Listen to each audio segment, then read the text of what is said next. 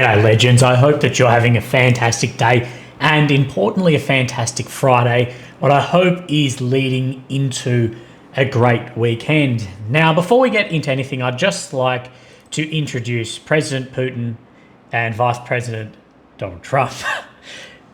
For those who haven't seen, Biden had an awful slip up at the Washington NATO conference calling President Volodymyr Zelensky President Putin. And we'll look over that. We'll talk about Orban. We're going to look at some spies. We're going to, of course, have a look at the maps and where things are moving. And then I want to have a look at some asymmetrical type warfare and this idea that Russia won't stop and what may be playing in and how this, where I'm at the moment, has influence in Ukraine and all around the world. I'm going to tie some things together. I'm still exploring a lot of this and a lot of the information and little bits and pieces as it comes out. But we're going to tie it all together, and there's some interviews coming with some experts specifically on that geopolitical aspect too. So let's have a look at Mr. Biden. Remember, if you question his mental fitness, then you're a right-wing extremist. Don't forget this. And now I want to hand it over to the president of Ukraine, who has as much courage as he has determination. Ladies and gentlemen, President Putin. It's an awful slip up. There's another video where it's split screen and Zelensky's just sitting there like, what the fuck? President Putin. He's going to beat President Putin. President Zelensky. I'm so focused on beating Putin, we got to worry about it. Anyway. Not the worst save ever, but I bet there was someone screaming in his ear. Thank you so much. Thank you so much. Thanks, dude. Thanks for making me a clip for the internet everywhere tomorrow. Now, speaking on US politics and then the Ukrainian war, we know Viktor Orban has been on a speed running tour to get as much hate from people as possible, doing his own peace tour around Russia and China. He's even been to Ukraine and as well the US and many other areas. And of course, he has been in the US Mar-a-Lago with, of course, former President Donald Trump, of course, the favourite to win in the election. It was an honour to visit President Donald Trump at Mar-a-Lago today to discuss how to make peace. The good news of the day, he's going to solve it. Now, many people call out now Viktor Orban has no power, he has no jurisdiction inside of NATO to be doing this, but at the end of the day, if Trump was to get in, he's the most powerful member of NATO by an absolute mile, and he has spoken about peace. So Orban here, it's actually a lot of pull going around, and of course, sort of as many friends as he's losing, he may be gaining in different areas as well. So this is something not to just write off and to still just be aware of what is happening, and because it may become more and more relevant into the future, especially on that US election, and we don't know yet how this war ends. But either way, there's going to be some diplomatic negotiation at some point. The question is where the border is. Everyone agrees that there's going to have to be some diplomatic negotiation around some other things, wherever that then sits. So let's have a look at the map. So here, of course, is Ukraine, the center, the capital of Kyiv. The red area is occupied since 22, the purple since 2014, the green where Russia has been and has either been pushed back or has withdrawn from those areas. Now, we're going to go over both the Ukrainian deep state, Ukrainian NOAA reports, and then the Syriac independent as well. So let's have a look up in then Kharkiv Oblast. Now, this map is going to be very slow because of my cellular data here. As I've said before, Israel is the only country in the world, I think, with worse internet than Australia. Now, all we see in here, we don't see any blue, what would mean a Ukrainian advancement in under 2 weeks, but we do see a grey zone shift just here around Holoboki as well. Oh, if this will load rearwards. So let's just look just here. Any day. There we go. Just that movement there. And like we've spoken about, that Ukraine is trying to do a sort of a hook maneuver, flanker around Holoboki here, and then drive out the Russians. There are reports saying that Russia is redeploying some troops from Vovchansk into Holoboki.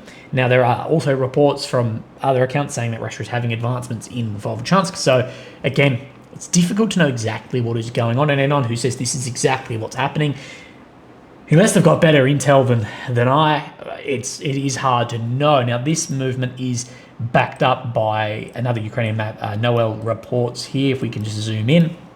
and showing this movement in basically the exact same area here in Hluboko on that Ukrainian advancement, pushing through that sweep around. And we have seen other accounts reporting this as well on the Russian side. So we know there is some push and advancement and movement there. Nothing shown blue yet, still just grey zone. No changes shown in Volchansk front on this map. Of course, yesterday the big news was that a lot of accounts were reporting that Russia had actually pushed onto the southern side of the Volcha River that runs, of course, through Volchansk itself. Now, not that many movements on the map compared to some other days previously, but if we turn then this on so we can see movements within the last 24 hours, we do see some that are significant and we need to discuss. Now, the first one I want to talk about isn't actually this one. It is this one in Avdiivka. Now, I've been saying for over a month, weeks, Russia's goal in Avdiivka here is to cut the logistics and supply routes into New York, Toretsk here, or at least limit them. Now, we were saying that before we even saw then these two front lines kick off, this one in Toretsk and this one in New York. What we've been saying, go back, I've got receipts because everything, of course, is, everything, of course, is public, that the road Russia want is then from Pokrovsk, which sits down in here.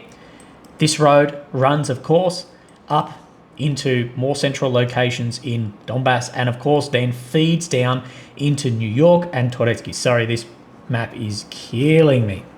So what we've been saying, go back and have a look, is there's a road that runs basically through here and then supplies down into here, and as well other directions out into here. Now, of course, there are other feeding down into here, but this does limit a lot. And what we've been saying is Russia is trying to get control over this intersection here. Now, it doesn't need to be guys on the ground doing whatever. This is my little man. It can be really good mortar and fire control on that, and you can have a huge then effect. Now, what are we seeing over the past few days? Now, I'm not going to go backwards because I'm going to kill the map, but what we're seeing is what I'm calling the sausage maneuver, or the girth maneuver, is this push out, expand, push out, expand. We've seen this since well before Osheretny. We've seen this then in New York yesterday, and this is Russia's main goal in here. This is, from the guys I speak to on the ground, this is a good quality road. This one is a fairly good quality road. The road, this one down here that ran from Osheretny, Pokrovsk, now this is train line as well, but there is a road through here, apparently was the better quality road here, but then when that got cut, that was a big problem. This is where Russia are trying to get to short term. Now, yes, there's other supply routes, but this will have an effect into this area. And of course, I believe that Russia has moved up to a certain level where they've gone, right, we've got enough fire control, or we're going to get to this road in X amount of days or weeks. Then let's open up the Toretsk and New York front here. That these didn't open up for no reason. That is my assessment of the situation in here, specifically about this. I know people are banging on about this all the time, but I believe it is very important. Now, this is then backed up, a Russian advancement, of course, on a Ukrainian map, so it definitely happened. And then this is further backed up then by the Syriac map, showing, if you look at where this reservoir is, let's say the same location. Now, it is showing down in this Novoselivska Persha front, it is showing that there is more Russian advancement right up to the outskirts here, and some will say that there is further break into here as well. We're not 100% sure yet, but if you line up this reservoir and this one, that basically just along here, filling out that grey zone today, pushing into these open bits of territory here. That's what Syriac is reporting on then the map. Now, we do have a Noel reports map in here around then Sokil Yevnihivka front. Now, this is showing areas of which we presume have been under control for a while in here. So this is why we show different maps, because look how different these are. So this down this bit of green here, this bit of blue right here where my cursor is, this is actually this reservoir. So deep state is showing all of this is under then control. Yevnihivka, zoom in, see this road turns down. This is then this turn down. So showing on the OL reports significantly less than deep state itself. And deep state, of course, has a relationship with the Ukrainian MOD. Now, I just want to push back up to this other movement than we saw here. Now, this is in the Rozdilivka front, I'll call it, but overall the Seversk front. We've seen over the last month a little bit of movement here after no movement for a very, very long time. Like I've said before, even there are Russian commanders here who have praised Ukrainian defense specifically in this front, but we have seen it moving. You can see that Rozdilivka. Now, it depends which map you look at. Some are saying that this is a lot more like this. There's a lot more control here, but regardless, that this is maybe an envelopment small coming in, creating this pocket down in here on the Seversk front. Again, incredibly significant, important area. Of course, Russia's overall objective in this front is areas like Kramatorsk and Sloviansk in here. Now you get a better idea of where this is all sitting if we just zoom out a click or so. Now we need to come down then Krasnoyarivka. Now this is then, this moved yesterday or the day before, a couple of days it's moved, but we get some more updates in here. We have then a Noel reports showing then a fill out of controlled area. So we look at then this green square. This is said green square, that this area here, basically where the grey zone is, has then come under Russian control. We knew that there was a firefight with Bradleys down in here maybe a month ago, and it had been grey for a while in there, and this is then closing up. We know that Russia is advancing.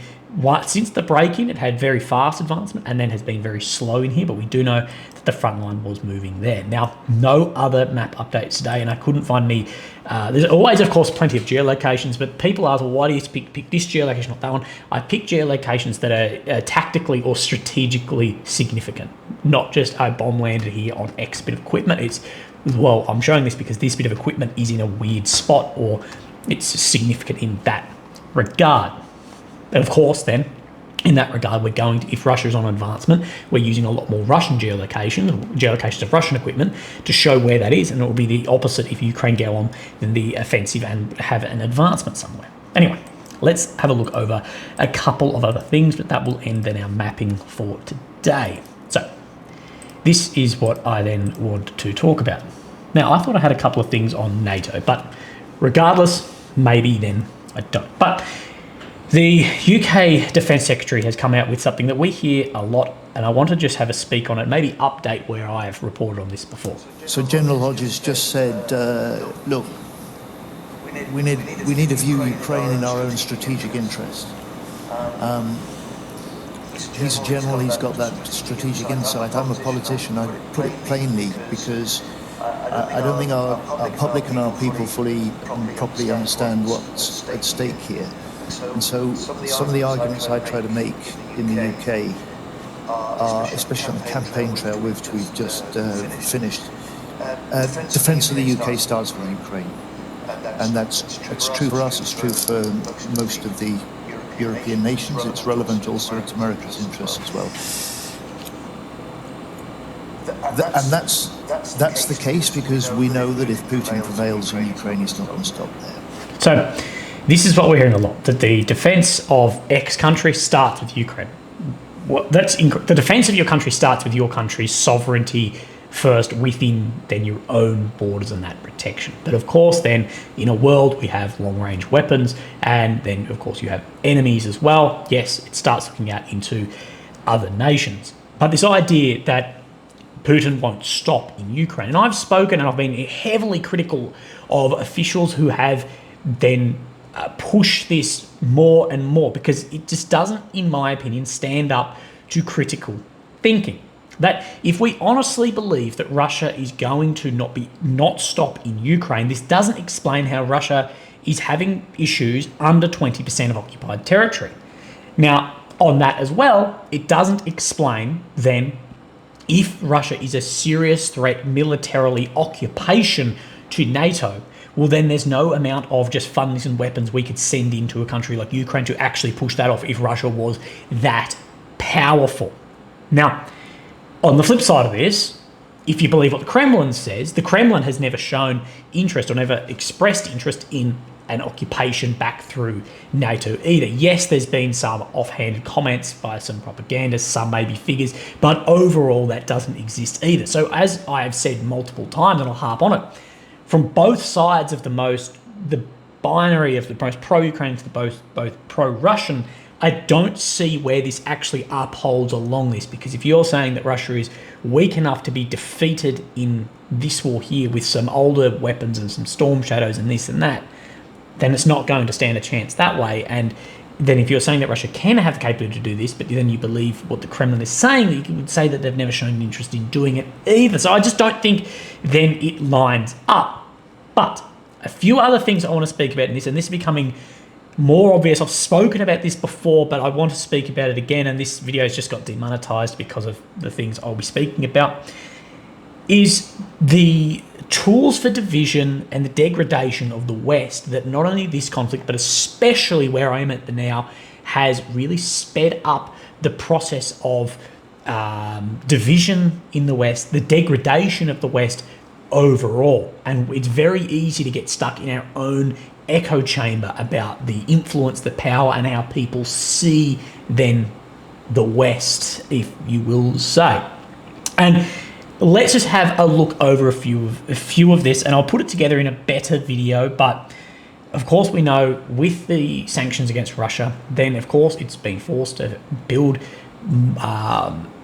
more friendships or stronger friendships with countries outside of the Western sphere of influence as well. This is one of the things I've spoken about with these sanctions. If you just sanction absolutely everything, once you've sanctioned everything, your influence is then gone. Now, I'm not saying that was the right or wrong thing to do, but once you've done it and that the bridge is cut, you've cut communications, if that then doesn't work, what other influence do you have? Now, where I want to tie this together is this is, say, where the peace communique, Ukraine-Swiss peace conference, failed.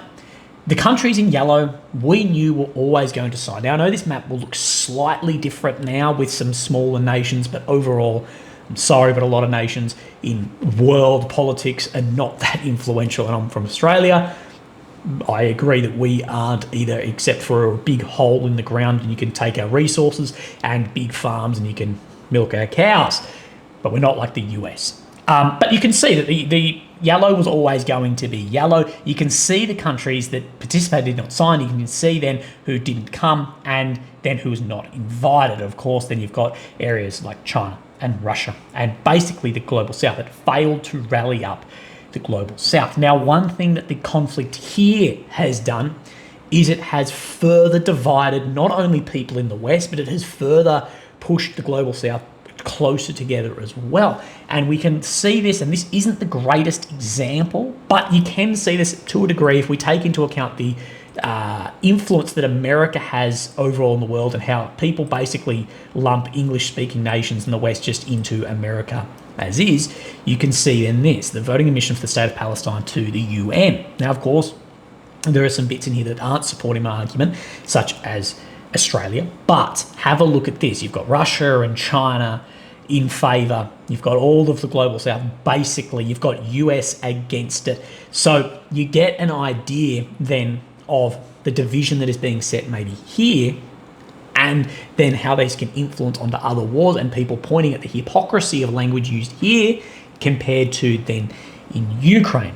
Bear with me, I'm going somewhere with this. Now, of course, what we know is that Russia and the Iran, I've just been demonetized, but have built strong relationships. We know those relationships existed, but we know those relationships have strengthened due to the war in Ukraine, and of course that change of weapons and technology, and we're not exactly sure what actually, we have a good grasp of what got sent to Russia. We don't know what Russia sent back to Iran, and that's probably the more concerning piece. But we know that the IRGC, of course, Iran, has several proxies in the Middle East, H-Man in Lebanon, H-Man down south, in Syria and Iraq, and the H-Man in Yemen.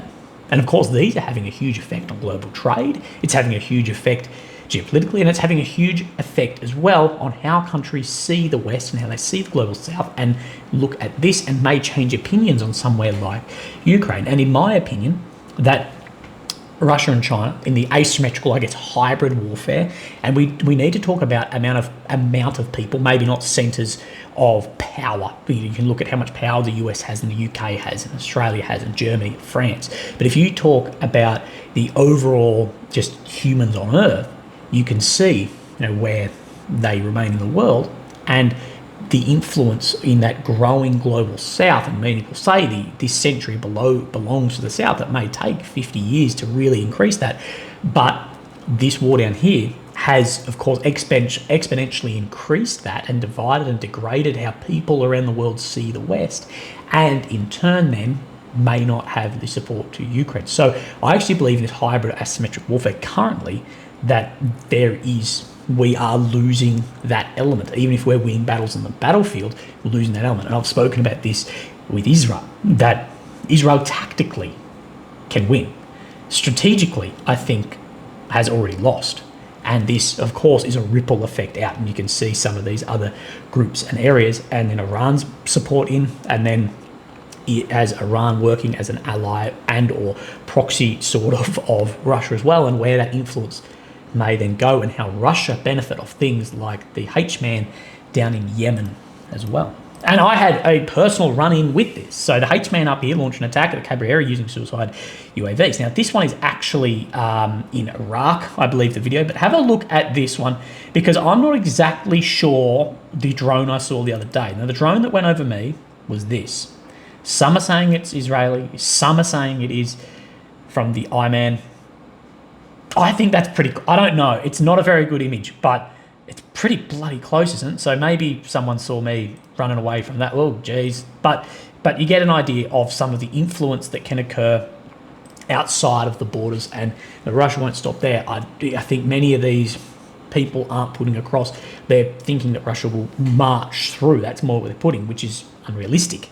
I think it's going to have more success in the hybrid campaign, and we'll see some of the countries you spoke about at the beginning and the increasing influence into then the future.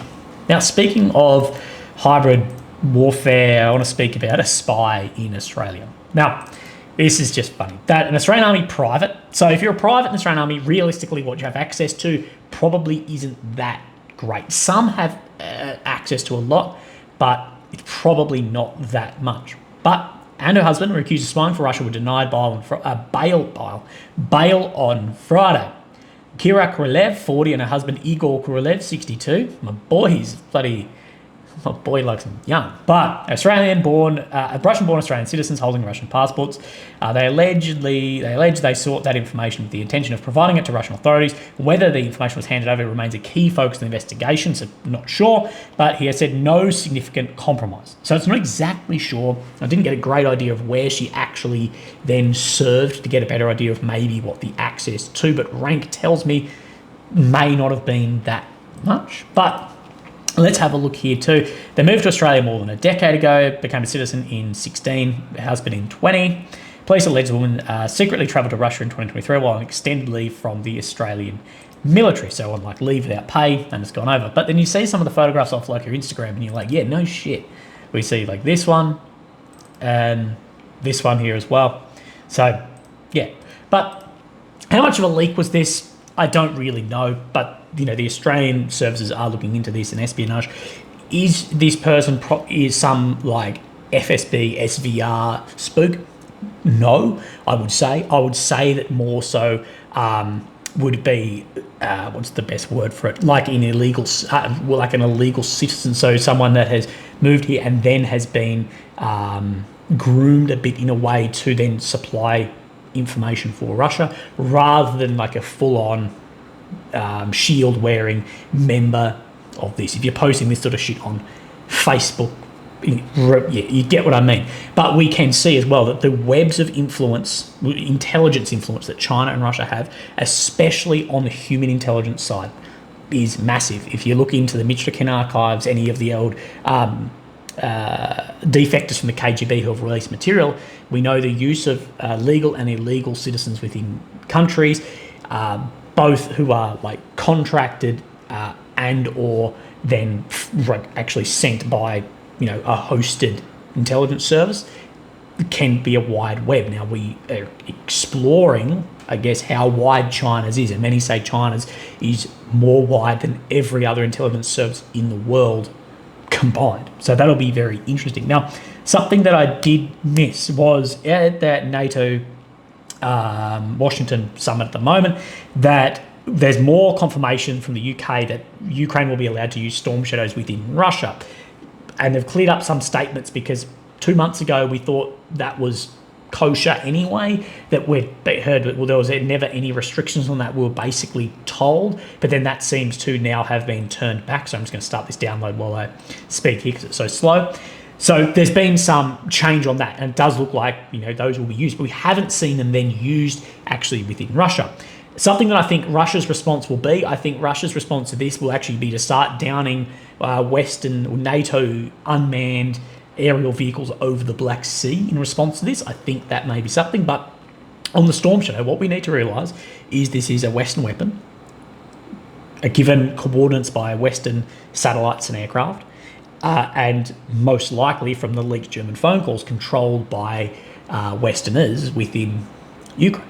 So why that is important is, well, of course, you can see the importance in this, but that's why I think Russia's response may be then downing UAVs, not manned, but unmanned equipment over than the Black Sea. But we do need to say that we haven't seen Storm Shadows actually used in a while in Ukraine. It's been a while since we've had reports of Storm Shadows actually in the air. And there, of course, are reports of dwindling supplies, and this comes into why many were saying that there was such a hard push on Germany to supply the Taurus, because the amount of supply of UK for their own reserve and how much they can make isn't keeping up with Ukraine. Anyway, legends, sorry I've missed a couple of things. It wasn't meant to be in this order. I hope some things made sense. I hope some things get you riled up. But have a great day, and I'll speak to you tomorrow. There's probably going to be a few days between this and the next update, but I'll see you then. Thank you. Bye-bye.